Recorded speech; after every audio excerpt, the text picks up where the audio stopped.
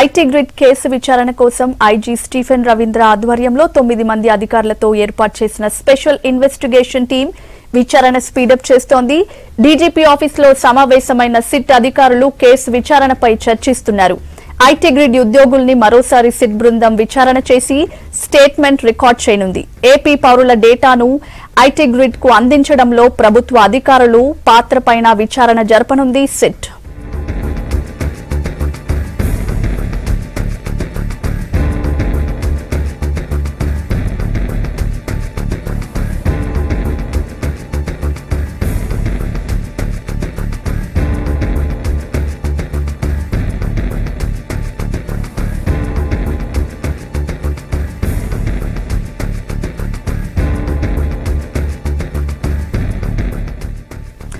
SIT దర్యాప్తుపై మరిన్ని updates Shravan live లో అందిస్తారు. శ్రవణ్, సిట్ దర్యాప్తు అప్డేట్స్ ఏంటి?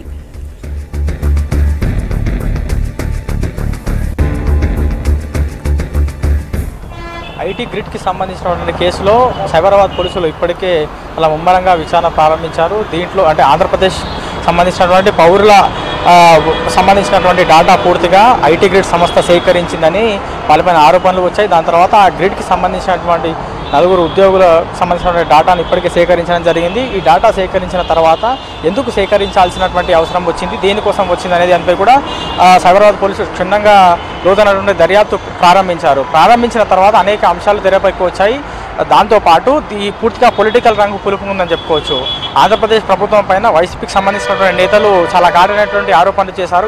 ఎన్నికలు సమీపిస్తున్నటువంటి నేపథ్యంలో ఎవరైతే ఆంధ్రప్రదేశ్కి ప్రభుత్వానికి వ్యతిరేకంగా ఓటు వేస్తారో వాళ్ళ ఓటు తొలగించేందుకే టీడీపీకి సంబంధించినటువంటి ప్రభుత్వమే ఈ ఐటీ గ్రిడ్ సంస్థను ఏర్పాటు చేయడం జరిగింది. దాంట్లో సేవామిత్ర అనే యాప్ ద్వారా ఎవరైతే ఆంధ్రప్రదేశ్ ప్రభుత్వానికి అగేన్స్ట్గా ఉన్నారో, వాళ్ళు ఎవరైతే రాబోయే ఎన్నికలు అగేన్స్ట్గా ఓటు వేస్తారో వాళ్ళని తొలగించేందుకు ఇలాంటి యాప్ తీసుకువచ్చింది ఈ సంస్థ ఏర్పాటు చేసిందని వైసీపీకి సంబంధించినటువంటి నేతలు ఆరోపిస్తున్నటువంటి పరిస్థితి. కానీ టీడీపీ ఒకవైపు మరో యాంగిల్ తీసుకుందని చెప్పుకోవచ్చు. వైసీపీ పైన తీవ్ర ఆగ్రహం వ్యక్తం చేస్తూ ఉంది. కేవలం ప్రభుత్వం పైన అనైతికమైనటువంటి చర్యలు, అనైతికమైనటువంటి ఆరోపణలు చేస్తుందని వాళ్ళు చెప్తున్నటువంటి పరిస్థితి. కానీ తెలంగాణకు సంబంధించినటువంటి దాంట్లో ఇప్పుడు మాదాపూర్లో ఏదైతే ఐటీ గ్రిడ్ సంస్థ ఉందో ఆ ఆఫీస్లో గత 4 రోజుల నుంచి కూడా పోలీసులు ముమ్మరంగా విచారణ కొనసాగిస్తున్నారు. దానిపైన హైదరాబాద్ కమిషనరేట్ పరిధిలో అంటే ఎస్ఆర్నగర్ పోలీస్ స్టేషన్ పరిధిలో కూడా దీనికి సంబంధించినటువంటి కేసు నమోదైంది.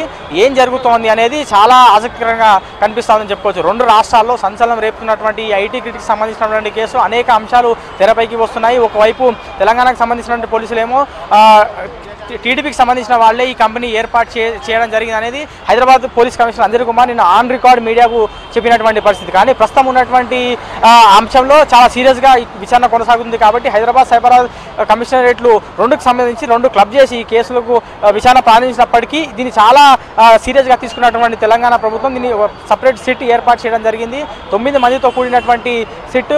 దీనిపై మరి కాసేపట్లో దీనికి సంబంధించిన మీడియా సమావేశం కూడా ఉండనున్నట్టుగా తెలుస్తూ ఉంది. ఐజీ స్టీఫెన్ రవీంద్ర ఆధ్వర్యంలో 9 మంది ఆఫీసర్లు ఈ కేసుపై అంటే ప్రత్యేక సిట్గా తెలంగాణ ప్రభుత్వం ఏర్పాటు చేయడం. దీనిపైన మీటింగ్ కూడా కొనసాగుతుంది. ఇప్పటి వరకు సైబరాబాద్ పోలీసులు సేకరించినటువంటి సమాచారం, హైదరాబాద్ కమిషనరేట్ హైదరాబాద్ పోలీసులు సేకరించిన సమాచారం పూర్తిగా ఈ నివేదికలు కూడా ఈ సిట్కి అందజేయనున్నారు. దాంతోపాటు అమెజాన్తో పాటు గూగుల్ సంస్థ, ఎందుకంటే ఈ డాటా గ్రిడ్ ఐటీ గ్రిడ్కి సంబంధించినటువంటి కంపెనీ డాటా పూర్తిగా సేకరించి అమెజాన్కి సంబంధించినటువంటి సర్వర్, గూగుల్కి సంబంధించినటువంటి సర్వర్లోనే పూర్తిగా సమాచారం పెట్టారనేది పోలీసుల విషయంలో తేలింది. కాబట్టి వాళ్ళకు కూడా నోటీసులు జారీ చేయడం జరిగింది. దీంట్లో ముఖ్యంగా మనం గమనించాల్సిన విషయం ఐటీ గ్రిడ్కి సంబంధించిన సంస్థ. ఐటీ గ్రిడ్కి సంబంధించినటువంటి సంస్థ ఎవరైతే ఓనర్ ఎండి ఉన్నాడో అశోక్, ఆయన ఇప్పటికే పరారీలో ఉన్నాడు. ఇప్పటికే అతనికి 2 సార్లు నోటీసులు జారీ చేశారు. అతని దగ్గర నుంచి ఎలాంటి వివరణ రాలేదు. వివరణ రాకపోయినప్పటికీ అతనిపై లుకౌట్ నోటీసులు జారీ చేయడం జరిగింది. ఎక్కడ ఉన్నా కానీ ఖచ్చితంగా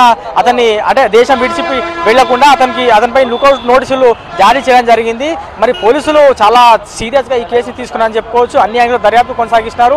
ఈ డేటాకు సంబంధించి ఎవరు తీశారు, దేనికోసం తీయాల్సి వచ్చింది, ఒకరిపైన ఒకరు ఆరోపణలు చేస్తున్నారు. టీడీపీకి సంబంధించిన వాళ్ళపైన వైసీపీ వాళ్ళు చేస్తున్నారు, వైసీపీకి సంబంధించిన వాళ్ళపైన టీడీపీ వాళ్ళు చేస్తున్నారు. తెలంగాణ ప్రభుత్వం పైన టీడీపీకి సంబంధించినటువంటి నేతలు కూడా చాలా ఘాటైనటువంటి విమర్శలు చేస్తున్నారు. కాబట్టి ఎలాంటి అంశాలు తెరపైకి వస్తాయి, ఈ సిట్ ఏమని తెలుస్తుంది చివరిగా అనే దానిపై కూడా ఒక క్లారిటీ వచ్చే అవకాశం అయితే ఈ సమావేశం ముగిసిన తర్వాత వచ్చే అవకాశం కనిపిస్తూ ఉంది. స్టీఫెన్ రవీంద్ర ఆధ్వర్యంలో మనం చూపిస్తున్నటువంటి డీజీపీ కార్యాలయంలోనే ఈ మీటింగ్ కొనసాగుతుంది. ఇవాళ మధ్యాహ్నం వరకు ఈ మీటింగ్ కొనసాగుతుంది. స్టీఫెన్ రవీంద్ర ఈ కమిటీకి ఈ టీంకి నేతృత్వం వహిస్తున్నారు. దీంట్లో శ్వేతారెడ్డి, కామారెడ్డి ఎస్పీగా ఉన్నటువంటి శ్వేతారెడ్డి, సైబరాబాద్ సైబర్ క్రైమ్ డీసీపీగా ఉన్నటువంటి రోహిణి, నారాయణపేట డిఎస్పీగా ఉన్నటువంటి శ్రీధర్, సైబరాబాద్ సైబర్ క్రైమ్లో ఏసీపీగా ఉన్నటువంటి Ravinder, cyber crime CI Ramesh, cyber crime CI Venkatarama Reddy, వీళ్ళందరితో కూడినటువంటి ఒక ప్రత్యేక సిట్ దీనిపై విచారణ కొనసాగిస్తుంది. మరి కాసేపట్లో అంటే సమావేశం పూర్తయిన తర్వాత దీనికి సంబంధించి స్టీఫెన్ రవీంద్ర మీడియాతో కూడా మాట్లాడనున్నట్టుగా తెలుస్తూ ఉంది. ఈ ఐటీ గ్రిడ్కి సంబంధించిన సంస్థలో ఈ వ్యవస్థాపకులు ఎవరు, దీని వెనకాల ఎవరున్నారు, ఎందుకు సమాచారం సేకరించాల్సినటువంటి అవసరం వచ్చింది, ఆధార్ కార్డుకి సంబంధించిన డీటెయిల్స్ ఎందుకు సేకరించాల్సినటువంటి అవసరం వచ్చింది అనే దానిపై కూడా ఒక క్లారిటీ వచ్చే అవకాశం అయితే కనిపిస్తూ ఉంది. రెండు రాష్ట్రాల్లో కుదిపేస్తున్నటువంటి ఈ కేసులో ఎలాంటి అంశాలు ఈ సిట్టు విచారణ ప్రారంభించిన తర్వాత ఎలాంటి అంశాలు తెరపైకి వస్తాయన్నది కూడా చూడాల్సిన అంశంగా ఉంది. శ్వేత, రైట్, థ్యాంక్ యూ శ్రవణ్.